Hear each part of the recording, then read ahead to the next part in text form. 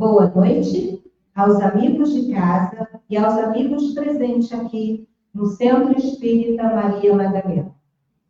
Hoje, 1º de março de 2024, a cidade de São Sebastião, no Rio de Janeiro, celebra seus 459 anos de história. Parabéns e que cada cidadão cuide bem dela. Estamos no mês de março e a cada mês a gente dedica uma cor e nós estamos no março azul. E temos uma campanha e um debate sobre a prevenção do câncer coloretal.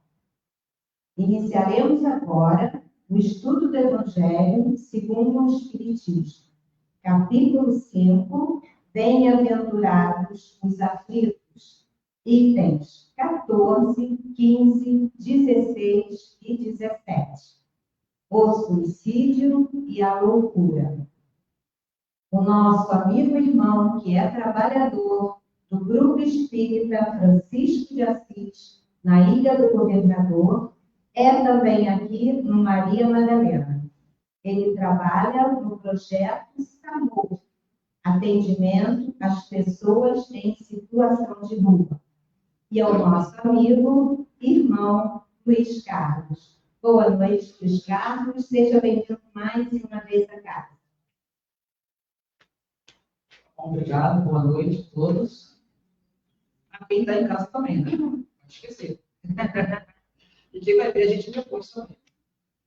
Bom, pessoal, para a gente começar bem, vamos fazer uma prece. Todos unimos em pensamento, sentimento, emoção, da forma que você se sentir mais confortável. Não precisa fechar os olhos, mas apenas fique confortável.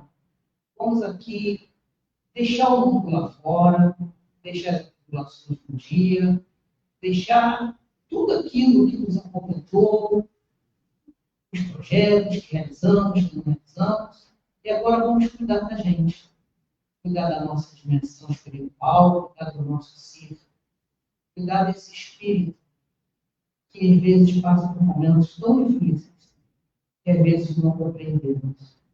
E nós estamos aqui, Pai, primeiro a agradecer por tudo em nossa vida. Nós sabemos que tem um sentido, que tem uma motivação para a nossa evolução. E também, Pai, não podemos deixar sempre de falar, de pedir teu amparo, tua proteção. Nós sabemos que surge sempre do seu Pai, mas nós temos essa necessidade de falar. E nós estamos aqui rogando teu amparo através dos nossos irmãos espirituais, os mentores dessa casa, os trabalhadores da equipe de Maria Madalena, enfim, de todos os espíritos de bem, que nós aqui possamos, em conjunto, fazer, construir uma relação que traga a gente uma reunião única, proveitosa, com muita paz e bem. Muito obrigada. Bem, caros irmãos, a reunião de hoje a gente fala sobre o Evangelho segundo o Espiritismo.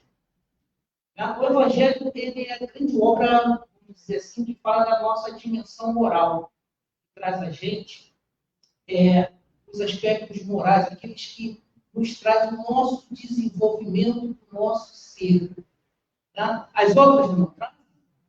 O livro dos Espíritos é fundamental, sim, é a filosofia de ver a vida, é a espinha dorsal do Espiritismo, vamos dizer assim.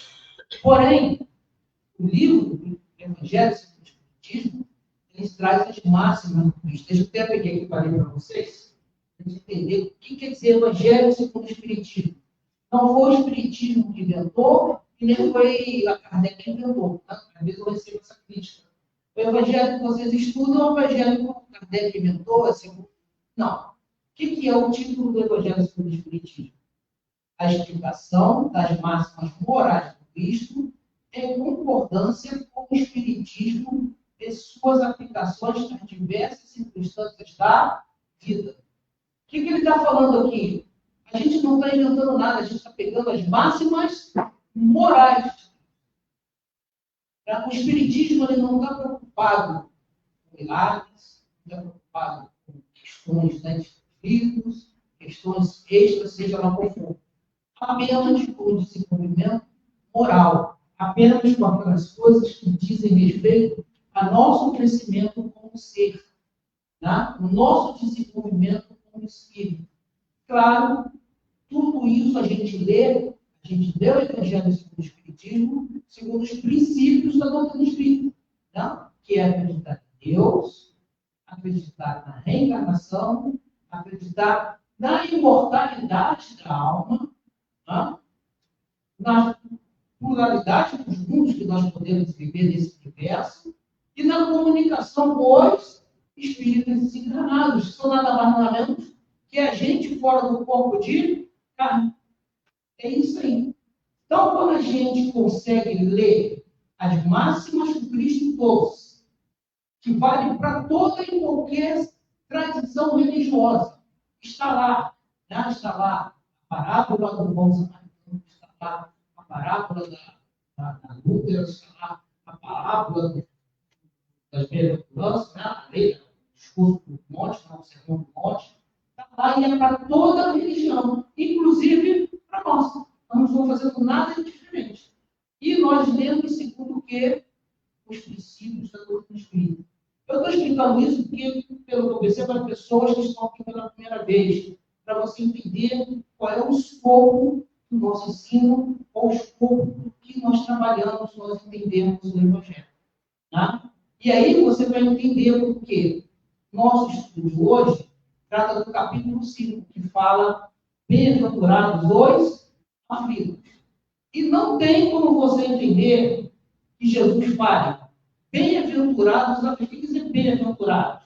Felizes daqueles que passam por aflições, sem você entender isso considerando a reencarnação. Senão fica uma coisa muito difícil de entender. Tá? Bem-aventurados os aflitos. Aí você diz, você que vê aqui hoje, né? Tem alguma coisa que está te incomodando, tem alguma coisa que está passando, que está doendo, você está carregando algum sofrimento, e a gente vê aqui para você, bem-aventurados os aflitos. Que história é essa? A gente só vai compreender isso quando a gente entende a reencarnação, e não só entender a reencarnação, tem muitas outras segmentos, né, que são reencarnacionistas, né? A religião do é reencarnacionista, né? Mas eles não preveem como o espiritismo. O espiritismo, a reencarnação, tem um processo de evolução, de crescimento. Isso quer dizer que nossa passagem, as diversas passagens que a gente tem no mundo físico, no mundo de provas, expiações que nós estamos agora, com as limitações do corpo de carne, com as limitações da matéria, tem um sentido quê? De aprendizagem, tem um sentido educativo, tem um sentido de crescimento, tem um sentido de modificação, tem um sentido de reestruturação interior. E é por isso que Jesus falou, bem-aventurados os aflitos, porque através das aflições, é através de quando a coisa dói, que a gente sabe aquilo que a gente tem que mudar. Tá? É o que acontece. Nós aqui recebemos, tá, todo esse conhecimento, toda essa forma de perceber a vida, tudo aquilo que Jesus nos ensinou, que permite a gente a compreender.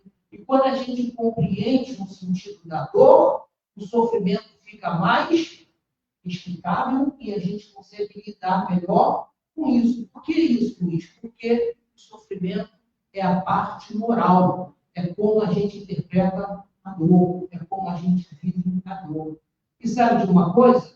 Quando a gente acredita na reencarnação e no processo evolutivo, qual é a certeza que a gente tem? Que tudo isso vai passar. Isso não é para sempre, isso é transitório. Tá? A gente é espírito imortal e a gente tem o quê? Vai seguir. Tudo isso que a gente está passando aqui é apenas um momento. Assim, vamos dizer, a cena num filme, que você é o diretor e o protagonista do filme, no qual você está ali, ó, fazendo cada cena, e essa cena vai passar. Tá? Certo? Você vai construir isso. É como se fosse a novela das 8. tenha certeza que no final você vai acabar feliz. Não sei se o casamento, né? Se tem casamento no governo, mas mesmo que seja sozinho, você vai ser feliz. Isso eu posso garantir para você, né? Porque isso faz parte da lei moral, né? Da lei da evolução, da lei do progresso, que é uma lei de Deus. Né? Então, hoje, em particular, né, a gente vai tratar de um tema um pouco espinhoso. Como assim, bem-aventurados os aflitos? A gente já está começando a entender. Mas o que tem a ver isso com suicídio e loucura? Não? Aí é um tema muito difícil, sabe? Que é uma das principais dificuldades, uma das principais, digamos, chagas que a gente tem na humanidade, que a gente tem aqui entre nós encarnados. Por coincidência, agora em fevereiro, o Ministério da Saúde publicou um boletim, o boletim informativo do boletim epidemiológico. Nossa, treinei isso o dia todo, né?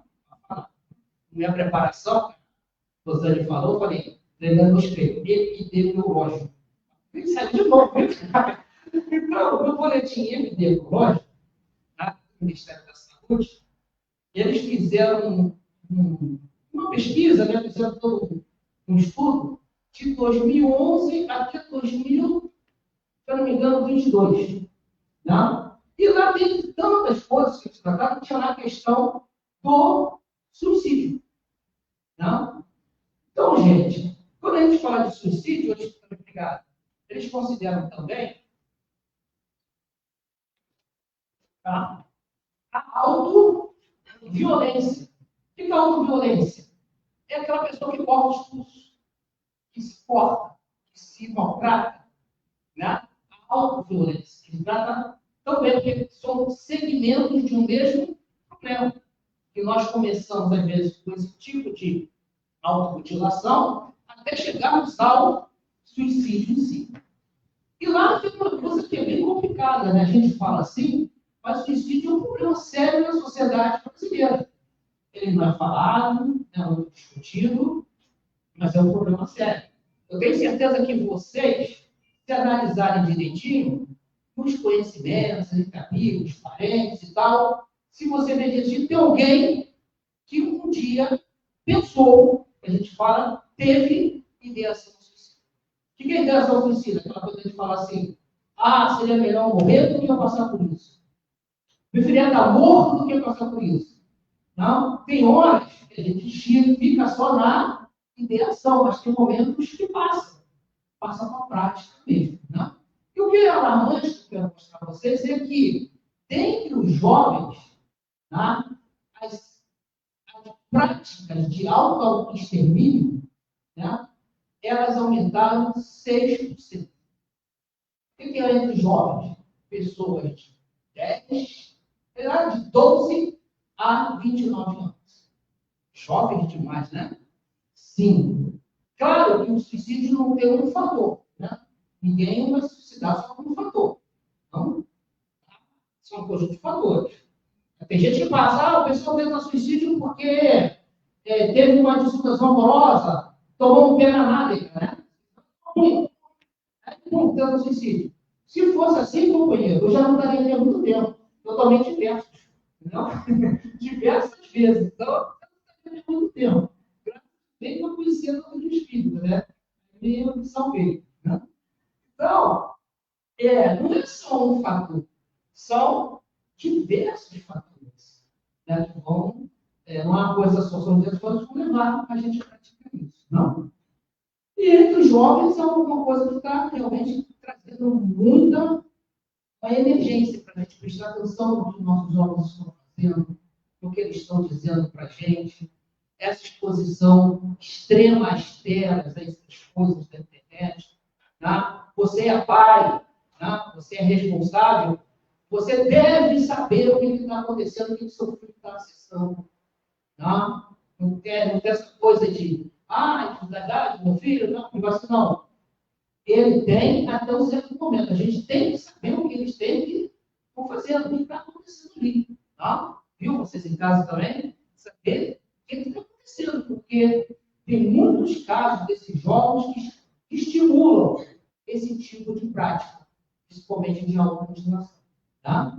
Então, é só para a gente trazer isso para mostrar que é um problema a questão do suicídio. Mas, o suicídio, ele não acontece numa situação normal.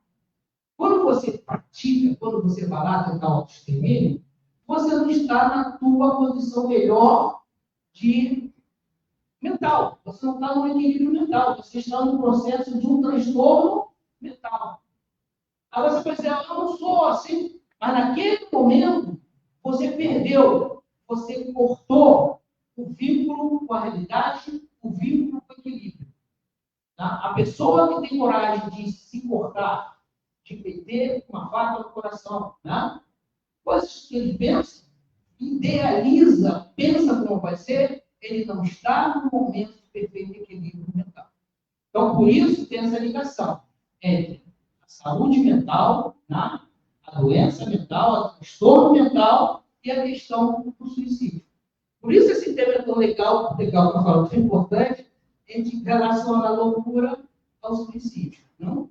Então, vamos ver como funciona. Em primeiro lugar, né? Eu vou ter que dar uma atualizada aqui, certo? O Evangelho, lá em 1864, o Evangelho, lá em 1864, ele foi publicado.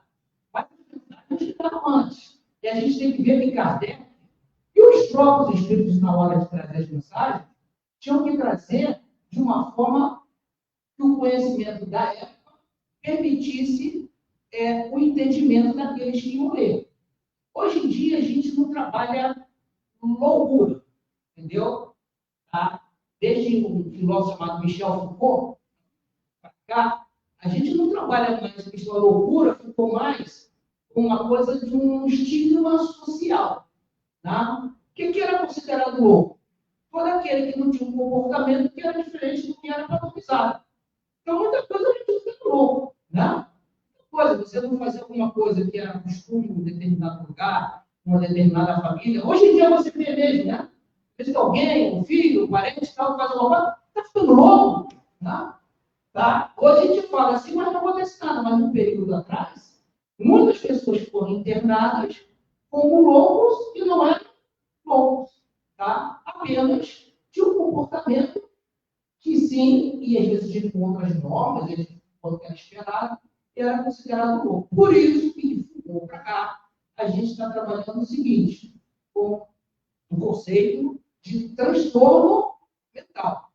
Para ver na área de saúde, na área de medicina, na área mental, a gente não tem mais falado de loucos e a questão da hospitalização hoje está mais bem restrita.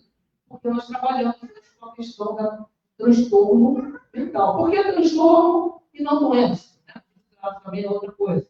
Porque doença, né, geralmente, se você doença, você vai ter um vírus, um protozoário, uma bactéria, alguma coisa.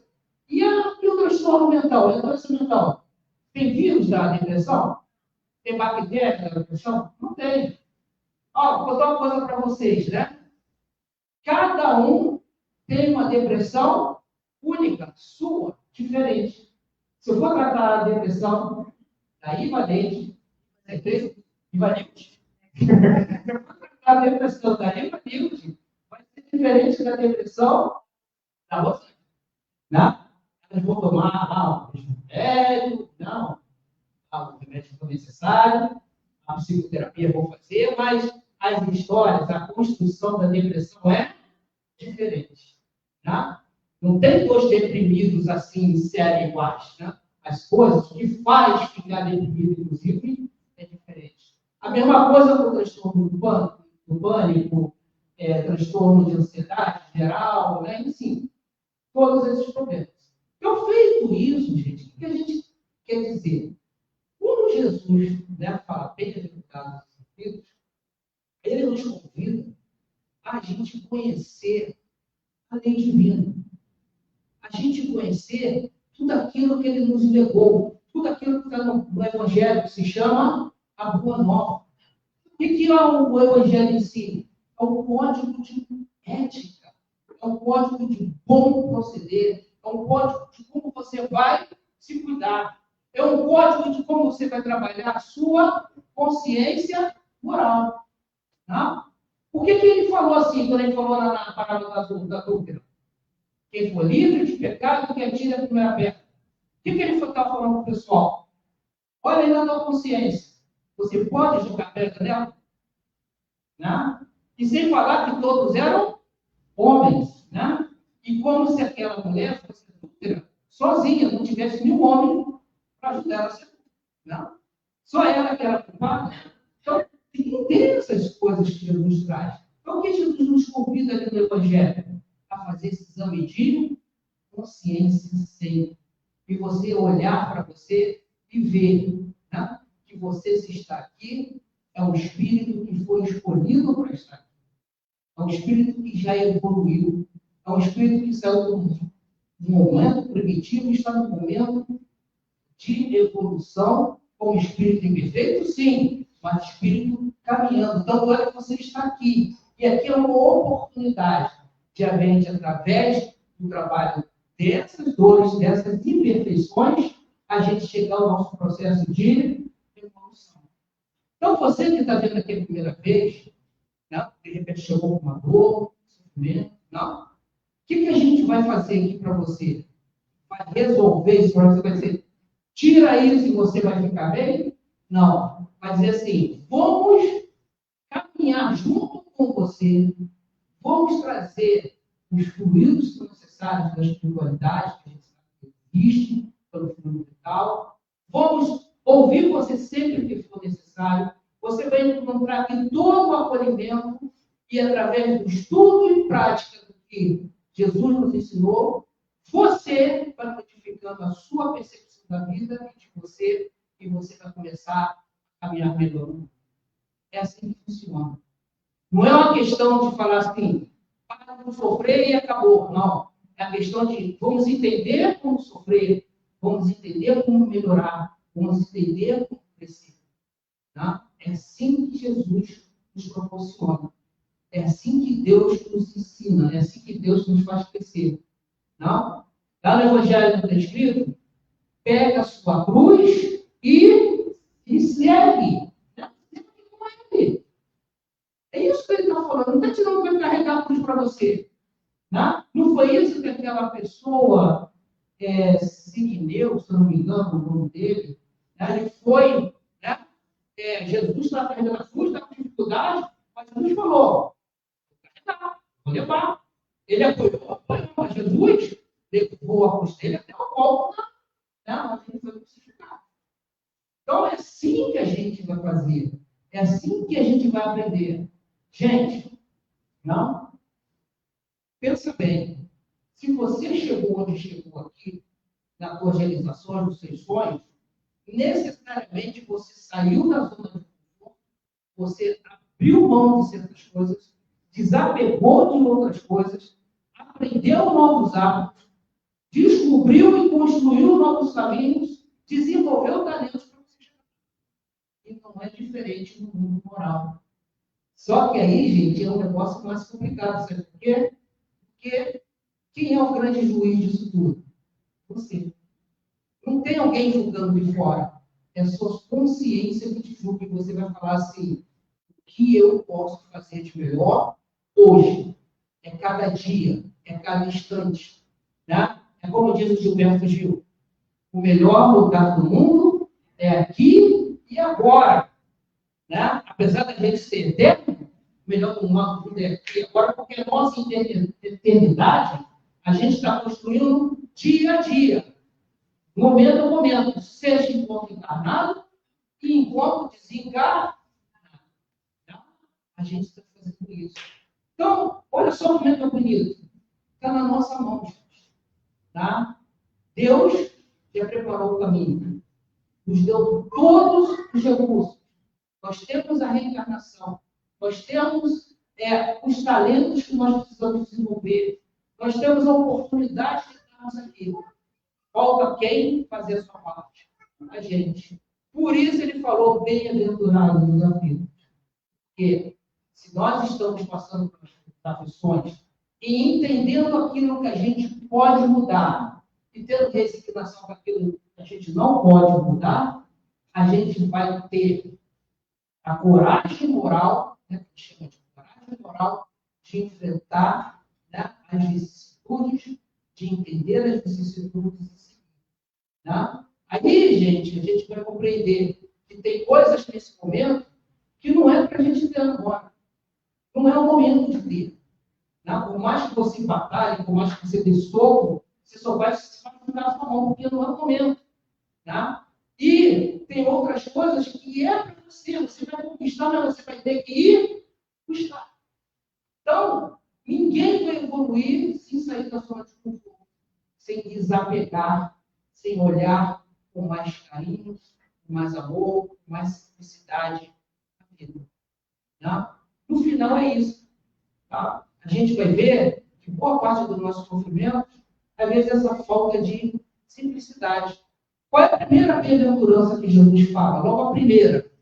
Bem-aventurados os pobres em espírito. Ou seja, bem-aventurados os humildes. E quer ser humilde? É uma pessoa que se rebaixa? Não. É uma pessoa que sabe exatamente o que ela é, exatamente os seus talentos, exatamente as suas condições, e respeita, entende, compreende a dos outros e convive bem, entende bem. Isso é ser humilde. Né? Ser humilde é a gente ter a simplicidade em atuar com simplicidade, com clareza, né? Procurando desenvolver gentileza sempre, procurando ter indulgência, porque a gente não quer que sejam indulgentes, não quer que entendam e tenham paciência com os nossos erros. Né? Você só podia ter um pouquinho de paciência, e assim também o outro tem erros, tem também necessidade da paciência. É esse o ponto, gente, que Jesus nos convida. Por isso, as aflições, quando a gente chega por um momento de aprendizagem, oportunidade, a gente vai entender o porquê está passando por isso e certamente o sofrimento vai ficar palatável, vai minorar as consequências do sofrimento. Tá? É essa a questão. E para finalizar, já está na hora, né, Renato? Falta ser? Ah, então tá, então eu vou falar mais. Então, se vocês quiserem, né? Então, a gente, nessa história, dessa jornada na vida, tá? É aprender a fazer melhores escolhas. Então, como disse a Rosane, a escolha de você estar aqui agora. Você podia estar em outro lugar. Você podia estar fazendo outra coisa. Tá? Se agora está perdendo o beijo que a Maria Silvana vai dar no André Luiz, né? Na novela mexicana do Canal 11, SBT. Não passa a novela mexicana lá, aqueles dramalhões e tal. Então, você está perdendo. Né? Então, está perdendo o paredão do Big Brother, que gosta. Mas você está aqui, não tendo entretenimento, mas tendo o quê? Uma pílula que vai trazer a gente mais desenvolvimento. Vai trazer, sim, uma continuidade, uma melhor forma da gente fazer escolhas melhores na nossa vida. Tá? Porque, gente, como eu falei, é cada momento, cada instante que a gente pode fazer escolher melhor. Isso quer dizer o seguinte, que você vai aprender a dizer sim com mais firmeza e vai compreender que necessita de dizer não também é uma forma de amor. Tá? Às vezes, dizer não para um filho, dizer não para uma pessoa que você gosta, uma pessoa importante, mas às vezes é necessário. E saber que, se eu não sou ponte na vida de alguém, eu também não vou ser um obstáculo na vida da pessoa. Porque se eu amo, né, ainda que não esteja do lado, eu vou amá-la para ser feliz e seguir a vida dela, ainda que eu não esteja caminhando junto com ela. Aí se chama amor. O resto é egoísmo, que acaba naquelas coisas tóxicas. O resto é egoísmo e raiva, que Chico dizia da raiva, do ódio, é a gente tomar veneno pedindo que o outro sucumba. Né? Então, gente, isso só faz mal a gente. Tá? Então, saber se colocar, saber ser humilde, é isso. Procura viver com simplicidade, com doçura, com acalanto, né? Fazendo as coisas mais tranquilas. Aí você deve estar pensando, você consegue, Luiz? Não, também não está entendendo. Se eu estou aqui falando para vocês, é porque geralmente eu que necessito mais ouvir isso. Não é verdade? Porque você até pode dormir, mas eu tenho que ouvir o que eu estou falando. Eu tenho que ficar aqui ouvindo. Mas você também, nós estamos aqui aprendendo. Estamos todos nós numa escola, estamos todos nós aqui no momento de desenvolvimento, ou até no hospital, né? Recebendo os remédios. Tá? E, agora eu vou fechar mesmo, né? Lembra aqui de uma outra música, né, que é interessante, a gente estou musical, mas não vou cantar, tá, gente? Ela fala mais assim, mais ou menos assim, ó. Viva com simplicidade, né? Viver simplicidade significa satisfaça as suas coisas mais simples, né? Consuma aquilo de forma moderada, não exagere em nada, né? Então, tenha vícios, não é isso? Vício que a gente fala de toda forma, né? Comer demais também é um vício. Amar demais também é um vício, né? Porque tudo em excesso é mal, né? Até a água frutificada. Tomar água frutificada um dia também não vai fazer bem, né? Tudo tem a sua dosagem. E sempre o quê? Desenvolver, mostrar muito amor. Muito amor, porque é o amor que constrói. Quando a gente fala aqui do amor, é o amor da gente ser simples, se entregar, se abrir e ser o melhor possível dentro das nossas possibilidades. Tá? Não esqueça disso. A tarefa não é simples, mas é um esforço que a gente vai fazendo dia a dia. E mesmo que seja a passo de formiga, a gente vai chegar. Ok? Muito obrigado. E vamos agradecer uma prece por casa. Senhor, muito obrigado por esse momento. Nós te agradecemos pela tua luz e pela tua paz. E que nós devemos essas instruções para a nossa vida. Graças a Deus. Obrigada mais uma vez, Luiz Carlos, pelas suas palavras, pelos seus estudos. E eu acho que eu ficaria aqui a noite toda ajudando você a falar. Bem, lembrando aos amigos de casa e aos amigos do centro que amanhã temos o floral de bar. Pedimos que trouxessem uma garrafinha com água para que seja pingado o floral. O horário é das 8 horas às 10 horas. Na segunda-feira, dia 4, temos a prece coletiva e o tema livre. No dia 9, sábado, temos o bazar beneficente. Venham nos prestigiar. Agora, iremos terminar a nossa transmissão. Boa noite e que Deus nos abençoe.